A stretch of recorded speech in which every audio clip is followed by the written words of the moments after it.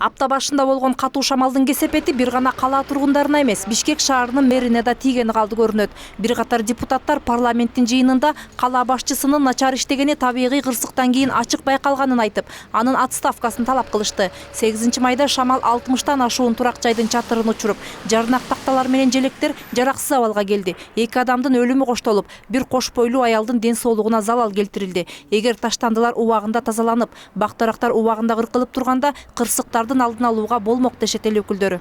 Бишкек шаарынын мэри Кулматов ээлеген кызматына туура келеби же туура келбейби дегендин жообун да алдык. 1 жылга жакын болду Бишкек шаарынын тургундары шаарды мусор каптап кетти, таштанды каптап кетти деп зар какшап атат. Мына кече шамал болгондо чаң менен таштандыдан чогулган туман басып калды шаарды. Буга бирөө жарым жоопкерчилик алабы?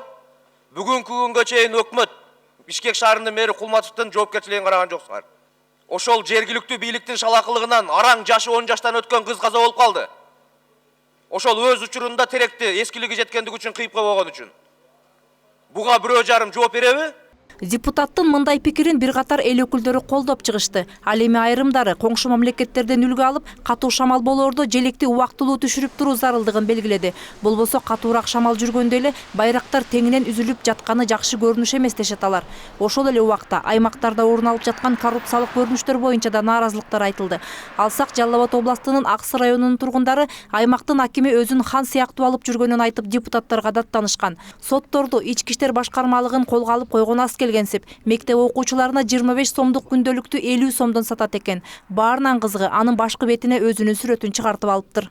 Бул дневникке ачык эле өзүнүн сүрөтүн, районунун башчысынын сүрөтүн тактырып, заказ бердирип жазатып туруп, беркинде көлүктөр мисалы 25 сом болсо, бул көлүктү 50 сомдон алдыртат экен мугалим окуучуларга. Анан бул эмне деген? Бул районунун президенти болуп алганбы?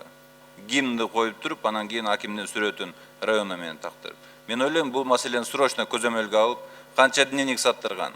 Бул эмне деген схема аныктап чыгышыңар керек да. Ал эми айрым эл өкүлдөрү өлкөдө адам укуктары корголбой, адилетсиздик орун алып жатканына нааразы.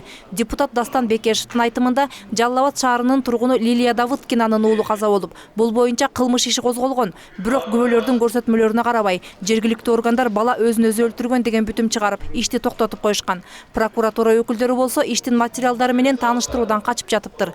Ал эми депутат Максат Сабиров аскерде кызмат өтөп жаткан балдардын өлүмү боюнча иликтөө жүргүзүү зарыл деп эсептейт. Мисалы, аскерге Нурсултан Карагулов 2 айдан кийин каза болгон. Анын өлүмүнүн себебин ата-энесине эч ким түшүндүргөн эмес. Номер 7412 аскер бөлүгүндө служба кылыптыр да.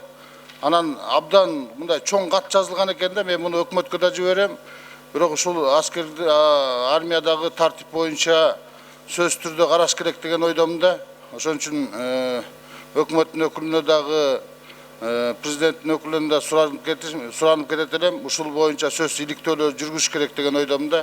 Ошондой эле Түштүк Кореяда жүрүп жаткан мерс коронавирусу Кыргызстанда да жайылып кетпеш үчүн алдын ала чаралар көрүлүшү керек деген пикирлер айтылды. Эске салсак, чет өлкөдө бул илдеттин кесепетинен 100гө жакын адам көз жумду. Мээрим Ташыбекова, Самат Өлөтакунов, НТС.